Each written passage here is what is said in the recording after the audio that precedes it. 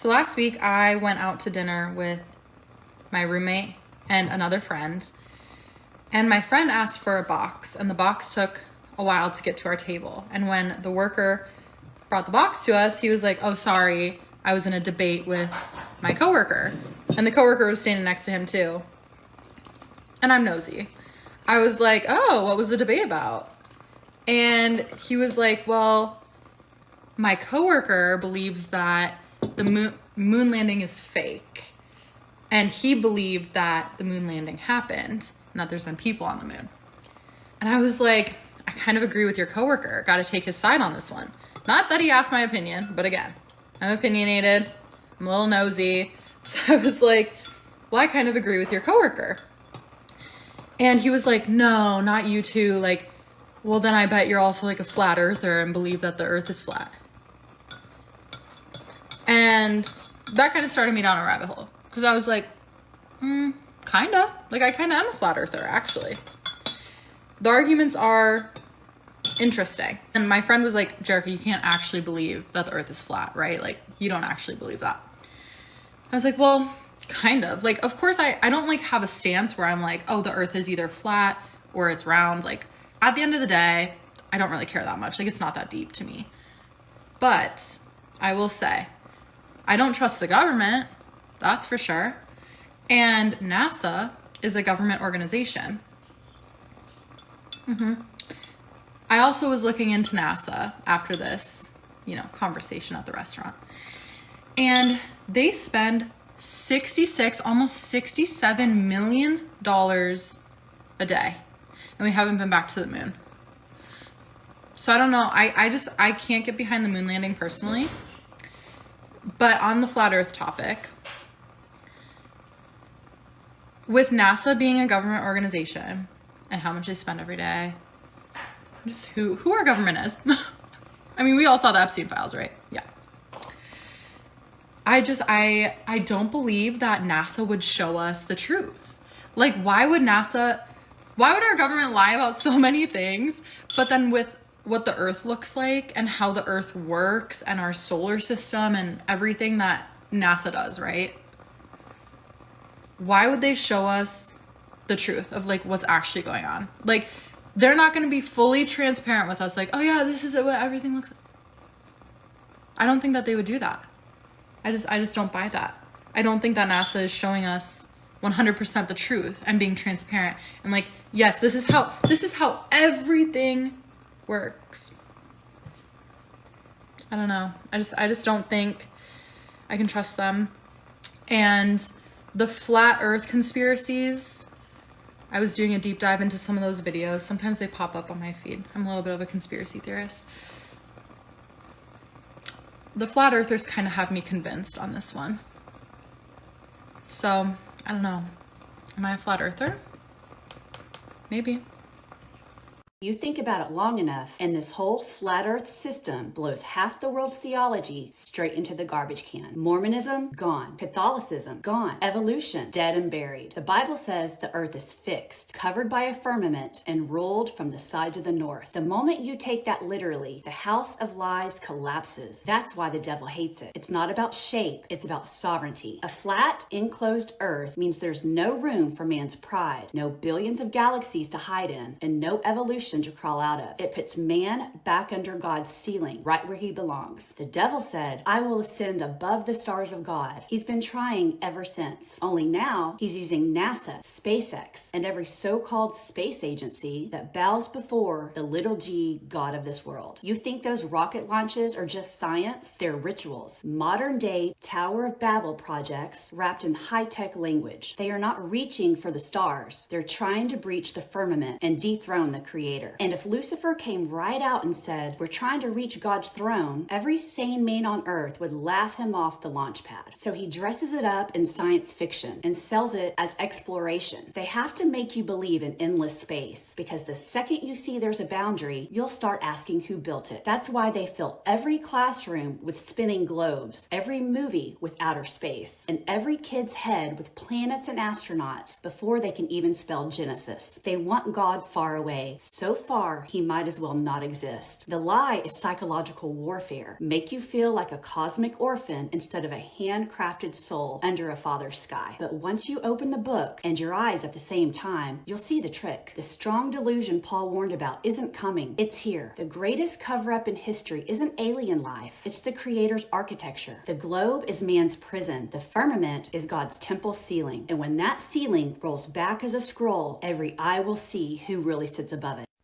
I finally asked my pastor today his thoughts about the biblical flat earth, and I'm kind of freaking out. Hey guys, my name is Victoria. I became a Christian last year, and it really didn't take me long when I started reading the Bible to realize that we don't live on a globe. I think when you have eyes to see and ears to hear, it becomes pretty obvious right away. So I've been going to this church in my community for the last year or so, and I know that most churches don't teach the biblical cosmology, and most people are under the belief that we live on a globe, even, the majority of the Christians that I have talked to. So right now, I've kept this to myself for the most part, just to avoid arguments with people, and I've not brought it up with my pastor because I've almost been nervous to hear what he has to say about it, because most people have been so dismissive of this topic. But right now we're doing this program midweek, and it's called Abide, and I finally had to say something because on the day that I was reading today, the author referred to the world as the planet, and the word planet directly contradicts the Bible. Obviously that word is not in the Bible, and so I finally took it upon myself to email my pastor, and I shared my thoughts with him, and I'm kind of freaking out about what he's going to say. So I ordered a new Bible and it came today. I got a King James Bible, specifically because in Genesis 1:1 it says creation of the firmament. My other Bible doesn't say that word. It says the expanse. And I was going to throw out the little sleeve that it came on, and it shows on there a globe on right on the sleeve for the Bible. So anyway, the deception is all over. What's I going wish on, I never would have went there. Jainism? I want to talk to you about something that almost nobody pays attention to. But I once would you still see be it, king of the you show. can't unsee it. I'm going to talk about the sun, but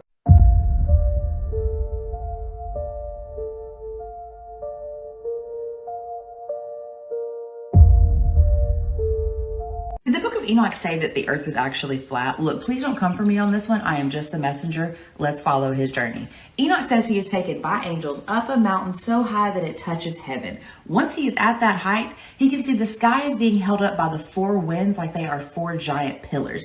And at the edge of all of this, heaven sits atop of it like a dome. That does not sound like some rock flying through space. That sounds like a divine design. But let's keep going. Enoch's journey takes a darker turn when he's led downward into the abyss. Now he sees flames rising like endless columns of fire. And down there, chained up, waiting for Judgment Day, were the Watchers, the ones that corrupted mankind.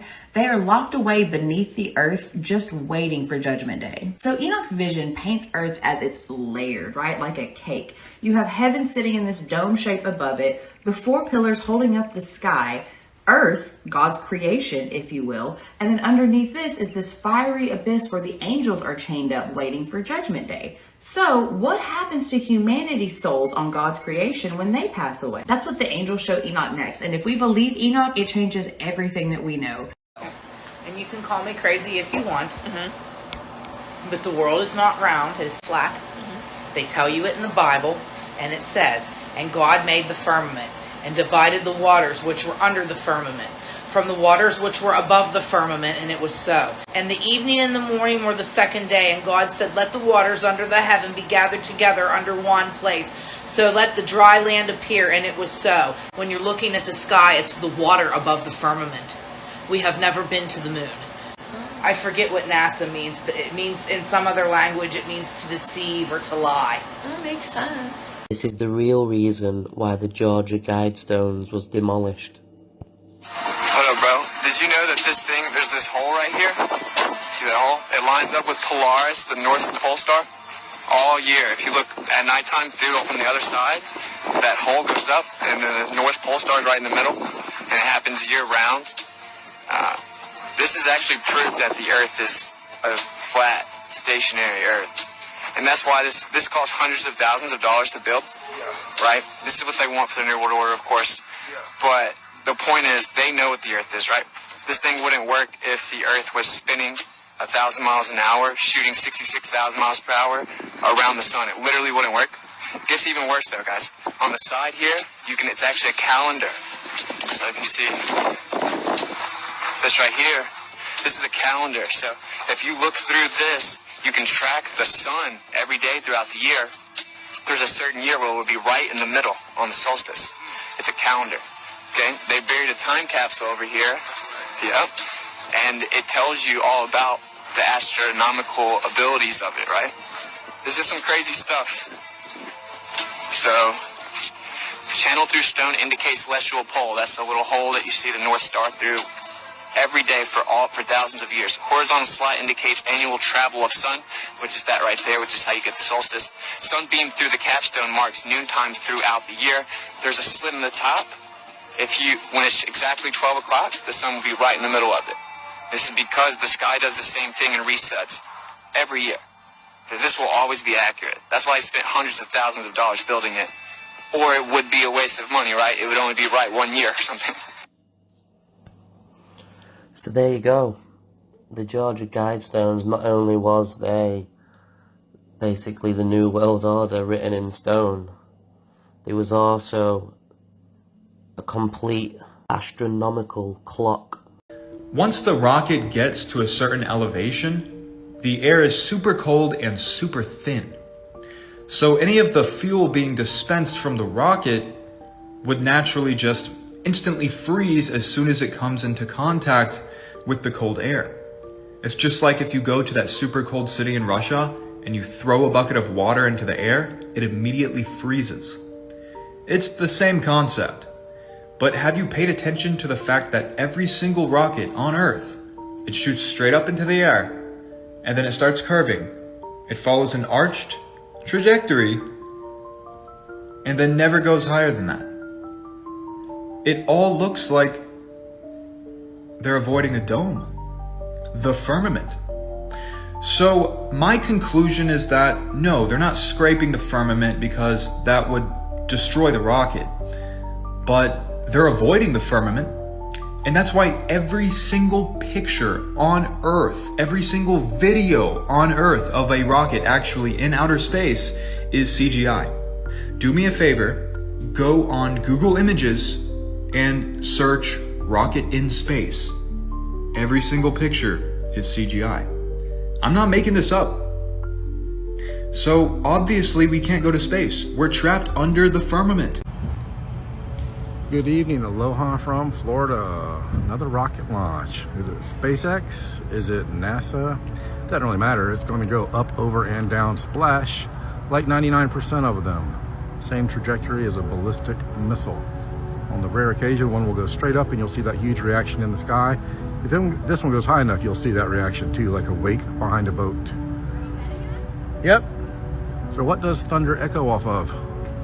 Why do rainbows have the shape they have, and why are they more arched in the north and very flat in the south? Hey, it's beautiful. Lots of colors coming through on the screen here.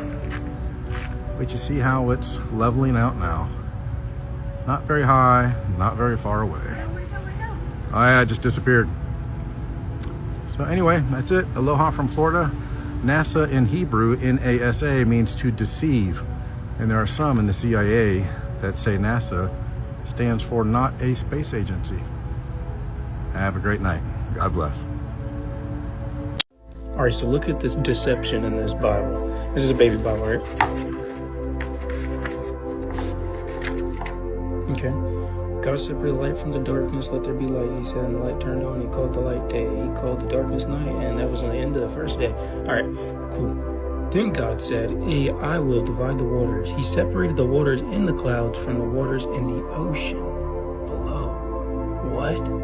But the Bible never says that. It says he divided the waters from above, the waters below, and put a firmament in the midst that showed his handiwork, or something like that. So, why is this? And it says nothing about a firmament, bro. Nothing about a firmament. Like, it's, I don't get it, bro. Like, they really want, I bet it says it's a globe, too. Like, come on, bro. So the sun doesn't actually set, it just goes further and further away. It's a vanishing point, a diminishing point. So if you see 0.5, you don't see anything, but when you zoom in, things will appear. Now obviously our eyes can't zoom in, so it's just traveling further and further away. If you don't see anything there, just like you don't see the gap underneath the sun when you zoom in, see the gap. They go further and further away. Again, these little buoys out there, you don't see them, but when you zoom in, they pop up. Relearning? When first engaging someone with this subject matter, it is best to remove yourself from center stage, for example, by putting on a flat earth audiobook or album in the background during a long road trip, or putting a movie like Level, Flatten the Curve, or The Mechanical Realm on the TV when friends or family are visiting. Rather than immediately trying to engage in discussion or debate about the topic, it is far more fruitful and peaceful to first have them agree to watch an informative documentary together. This takes the focus and onus off of you to answer all of the same questions people always ask when presented with this topic, and allows them to start considering the subject silently while watching a video. Or putting a movie like Level, Flatten the Curve, or The Mechanical Realm. The Flat Earth map dates back over 1,000 years. This map is credited to being created by a Persian astronomer. His name was Al-Biruni, and he lived between 973 AD to 1048 AD. It's the official map of the United Nations and also the United States Geological Survey. It used to be present in many places before the creation of NASA and the Antarctic Treaty in 1959. Here you see it with Admiral Byrd.